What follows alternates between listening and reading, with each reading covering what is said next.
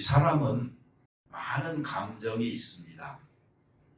근데 그 중에서 어떤 감정을 많이 내가 느끼느냐, 그게 결국은 그 사람이다. 이렇게 생각해 볼 수가 있는 것입니다. 만약에 우리가 불쌍하다, 가엾다, 안 됐다, 도와주고 싶다, 이런 생각들을 많이 평소에 하면서 산다면은요, 그 사람이 바로 긍휼히 여길 줄 아는 자비로운 마음을 가지고 있는 사람이다 라고 생각할 수가 있습니다. 근데 보통 우리가 드라마나 영화를 보면서 이런 감정을 느낄 때가 많습니다.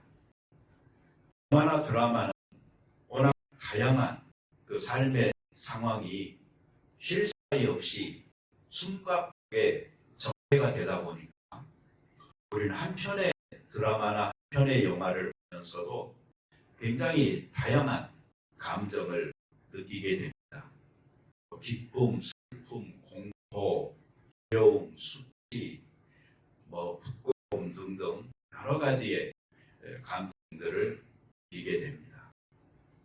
그런데 우리가 이 화면에서 간접적으로, 이상적으로 느끼는 그런 감정 말고 함께 삶을 살아가고 있는, 그래서 우리가 잘 알고 있는 사람들에게 그런 감정, 그런 생각 언제 느껴보고 또 해보셨나요? 단지 생각만이 아니고 정말로 내가 깊이 공감하면서 함께 시간을 보내보셨나요? 그리고 나눈 대화나 또 대화 제화가 있었나요? 제가 물은 이 몇 가지 질문들에 대해서 애라고 답하는 항목이 많은 분도 있고, 또 아니요 라고 답하는 분이 있겠지만, 오늘 우리 말씀을 잘 들어보면서 성경적인 구별과 답이 그것이 무엇인지 함께 살펴보도록 하겠습니다. 제가 큰 대지로는 세 가지를 말씀드리고 싶습니다. 첫째로, 긍휼히 여길 수 있는 능력이 있다라는 사실에 우리는 감사할 수 있어야 되겠습니다. 긍휼한 감정을 주신 하나님께 감사하자라고 내가 감정을 말하는 게 아니고, 긍휼히 여길 수 있는 능력이 있다라는 사실에 감사하자라고 말씀을 드렸습니다. 오늘 긍휼히 여길 수 있는 거 능력입니다. 대단한 능력입니다. 일시적이었던 지속적이었던 긍휼히 여기는 마음이 내 마음에 들었다 하는 것은 아직 내가 죽지 않았다, 아직 내 인간성이 살아 있다, 이런 의미거든요. 요즘에 감정이 살아있는 사람 만나는 게 쉬운 일이 아닙니다. 더욱이 감정이 풍부한 사람을 만난다는 거 정말 어렵습니다.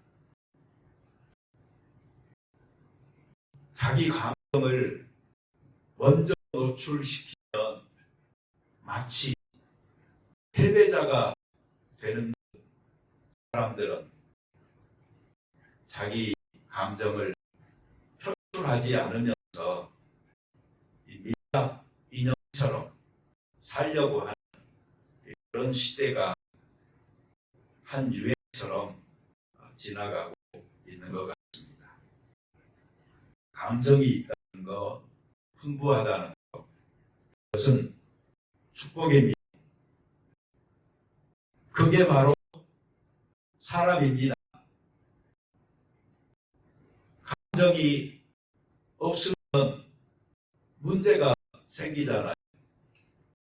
긍휼히 여길 수 있는 마음이 있다면요, 적어도 여러분들은 두 가지는 확실하게 아닙니다. 첫째는 소시오패스는 아닙니다. 다 아실 텐데 반사회적인 인격장애 일종이죠.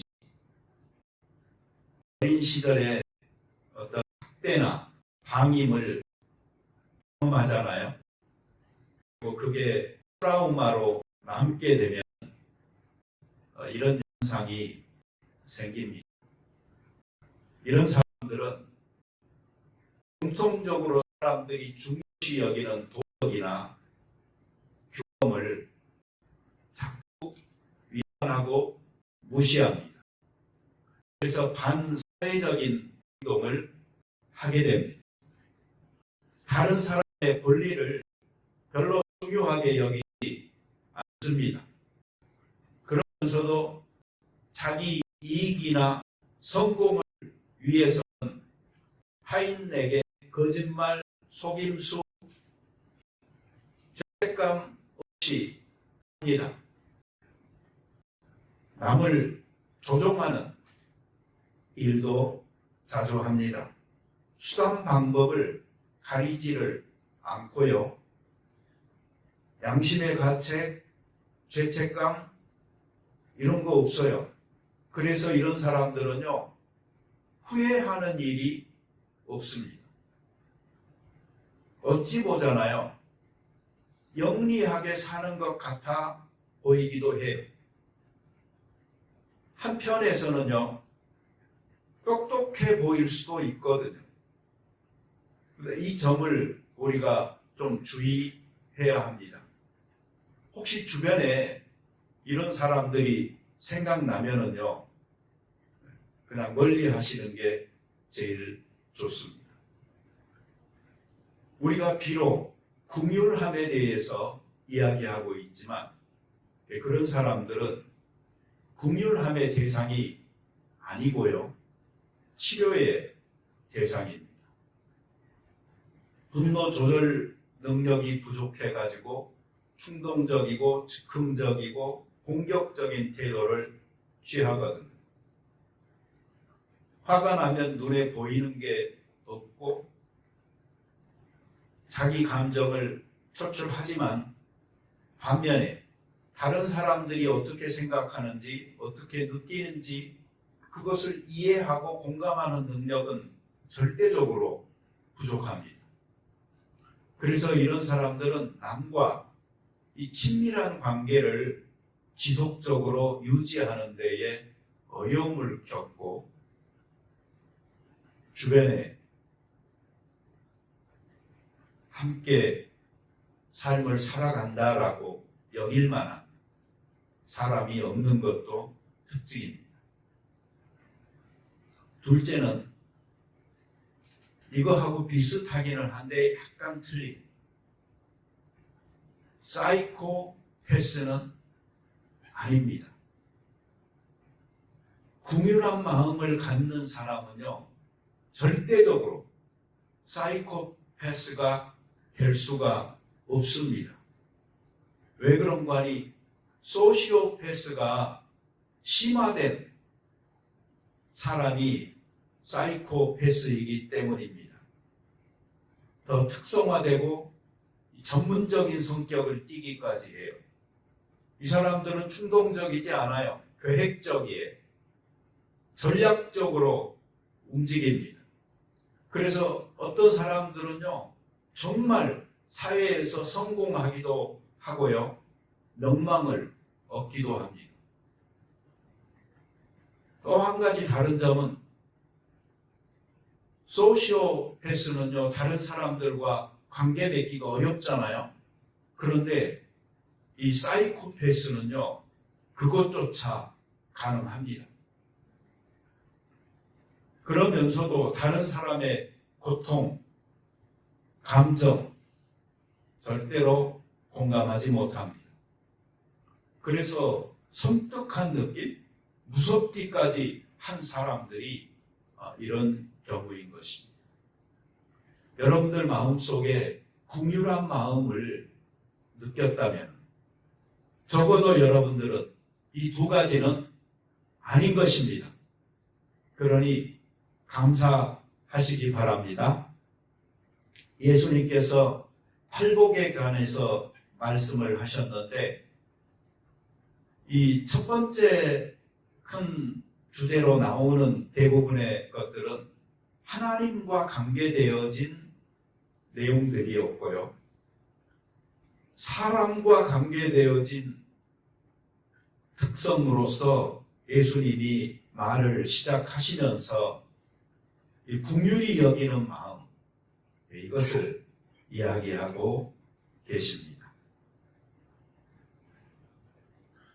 오늘 아침에 일하고 오다가 무슨 말인지는 모르겠는데 우리 집사람이 그런 말을 했어요.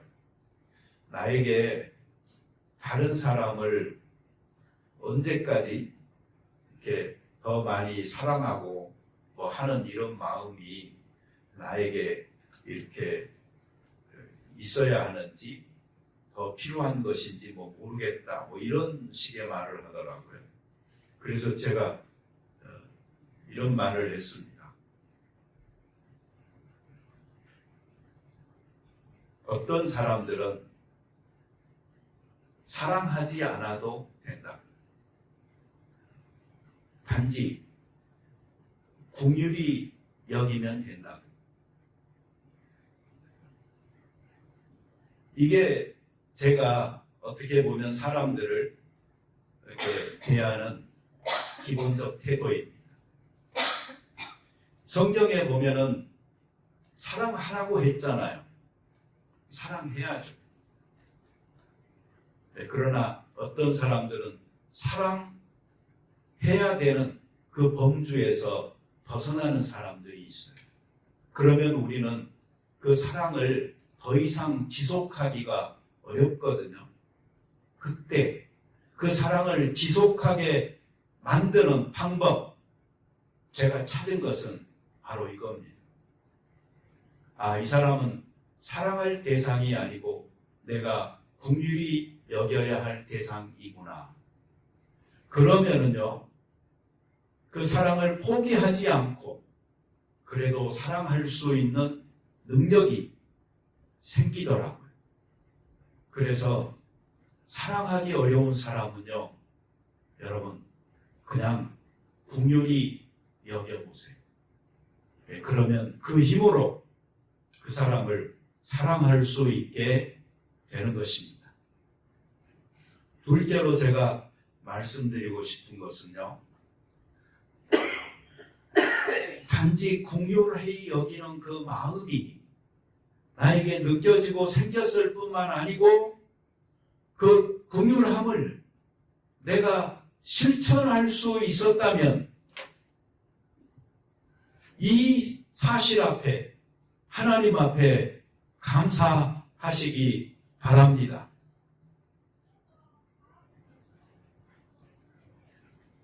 사람들이 착각하는 게 한 가지 뭐냐면요, 나에게 어떤 감정이 들었잖아요. 그러면 내가 그걸 했다고 생각하는 착각이에요. 긍휼히 여기는 마음이 들었잖아요. 그러면 긍휼히 여겨서 뭘 아무것도 안 했음에도 불구하고 내가 긍휼히 여겼다라고 생각하거든요. 내가 사랑해야 하겠다는 마음이 들잖아요. 그러면 사랑하기 위해서 뭘 한 건 아무것도 없는데도 나는 사랑했다라고 생각하거든요.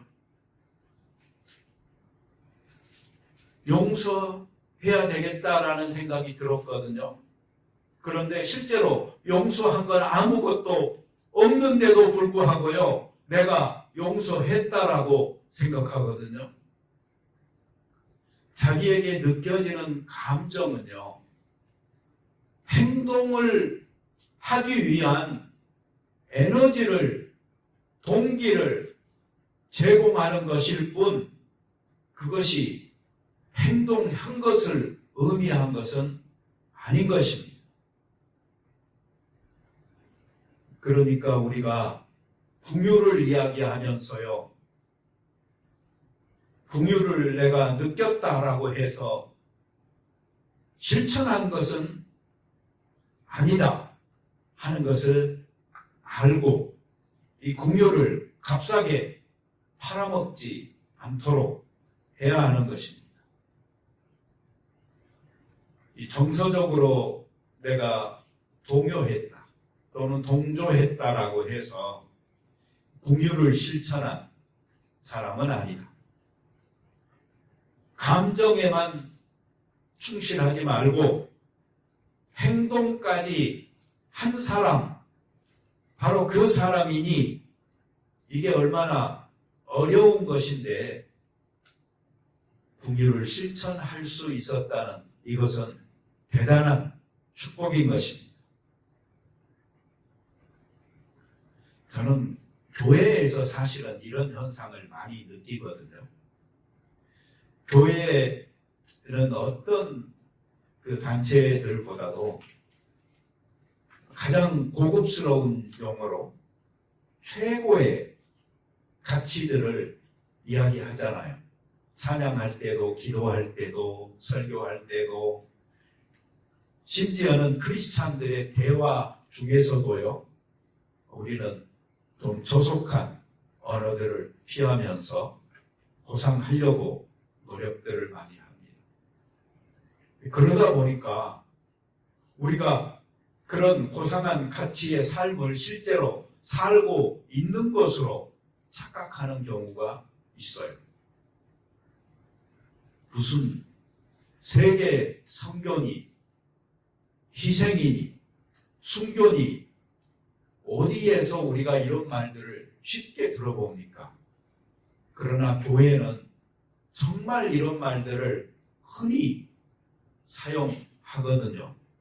그러다 보니까 내가 그런 어떤 선봉의 역할에 앞서서 실천하고 있는 사람이다 라고 착각하는 경우가 생겨요. 행동하지 않은 것은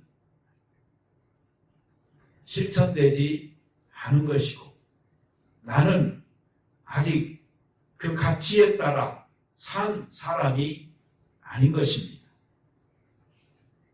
자, 셋째로요. 긍휼히 여김을 우리가 이미 받은 사람이다 라는 이 사실에 우리는 감사할 수 있어야 합니다. 이 성경의 말씀에 보면은요, 긍휼히 여기는 자가 긍휼히 여김을 받을 것이요 그랬죠. 우리가 긍휼히 여기잖아요, 남을. 그러면 하나님께서 그 긍휼의 그릇을 점점 더 크게 하셔서 우리로 하여금 보다 더 큰 긍휼하심을 받을 수 있게 하시니 놀랍지요. 그러나 그리스도인들의 그 긍휼함은요, 이미 우리를 먼저 사랑한 하나님의 그 긍휼하심을 우리가 받았다라는 이 사실에 기초하여서 남에게 긍휼함도 베푸는 것입니다. 그리스도인들이 잘 해야 될 것 중에 하나가 나는 이거라 라고 믿어요. 긍휼히 여기는 것도 중요하지만 남이 긍휼히 여길 때 그 긍휼히 여김을 자연스럽게 받아들일 수 있는 것, 이것이 얼마나 중요한지 모릅니다. 사실 누가 나를 긍휼히 여겨주면 좋은 것이잖아요. 그런데도 사람들은 여기에 반발이 생겨요. 이 부분을 받아들이기가 어려워요. 뭐가 문제죠? 자존심이 상해버려요. 남이 나를 이렇게 생각하는구나 라는 생각이 먼저 들어요. 뭔가 들켜버린 마음이 생겨서 연약함과 부끄러움을 감추고 싶어 하지, 오히려 이것들을 더 드러내고 나를 충분히 긍휼히 여겨주세요 하는 사람 만난다는 거 정말로 어려운 일입니다.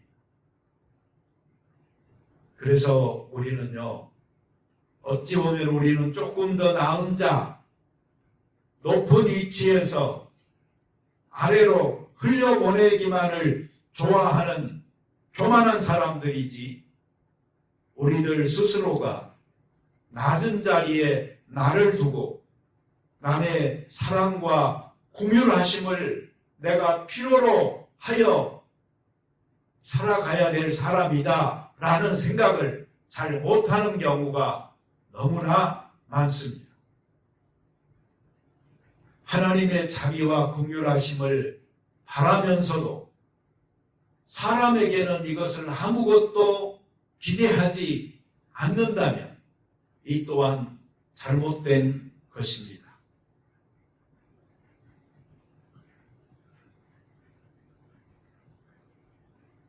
제가요, 한 중학교 3학년 때 정도였던 것 같아요.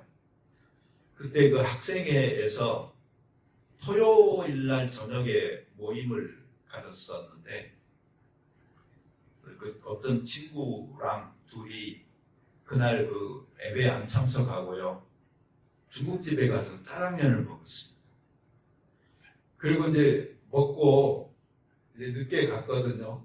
그러니까 예배는 다 끝났고, 그런데 거기 그 지도 장로님이 이렇게 나오시다가 나를 딱 보더니 왜 이제 오는 거야? 그러더니 딱 하시는 말씀이 짜장면 먹고 왔구나 그러시는 거예요. 그러니까 이제 어떻게 알았지? 라는 그 놀라움이 또 있었지만, 입에 뭐가 묻어 있으니까 알죠. 놀라움도 있었지만은요, 그 순간에 화가 나는 거예요. 뭔가 이 들켜버린 듯한 그런 그 마음 때문에. 근데 아마 우리들이 어쩌면은 이 긍휼함의 주제와 관계되어져서요, 그런 패턴에 미성숙한 행동을 하는 것은 아닌가 하는 생각도 좀 해봅니다.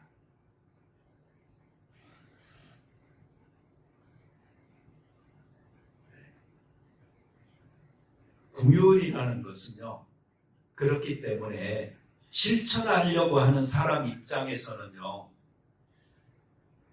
그 사람의 인격을 최대한 존중하고 배려하는 그런 방식으로 행해져야 하는 것입니다.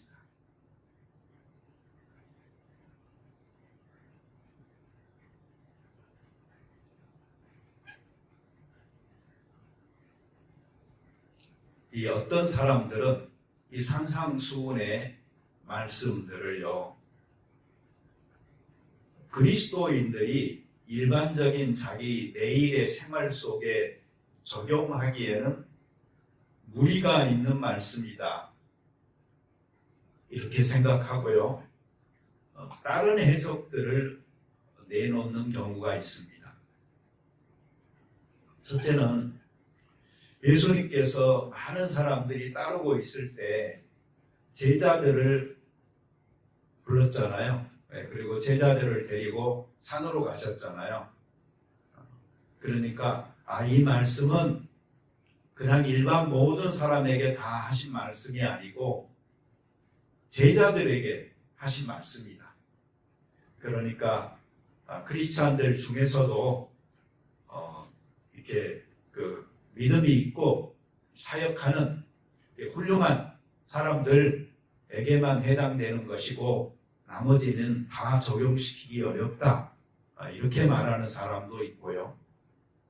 또 한 해석은 이것은 이 땅에서 적용할 만한 윤리적 가르침이 아니고 하늘나라에서 되어질 일들인데 좀 앞당겨서 예수님께서 가르쳐 주신 말씀이다.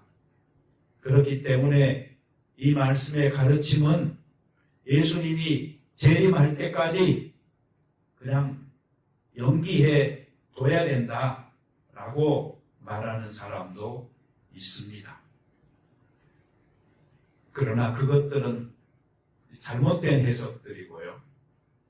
우리 그리스도인들이 말씀 따라 살려고 애쓰고 또 먼저 하나님의 사랑을 받은 자란, 그래서 그 먼저 부어주신 하나님의 긍휼과 자비로 채움받은 자가 행하는 윤리로 실천으로 본다면 불가능이 없고 그리스도인들은 행할 수 있고 우리의 생활 속에 실천되어야 할 말씀이 바로 산상수훈이다 라고 믿는 것입니다.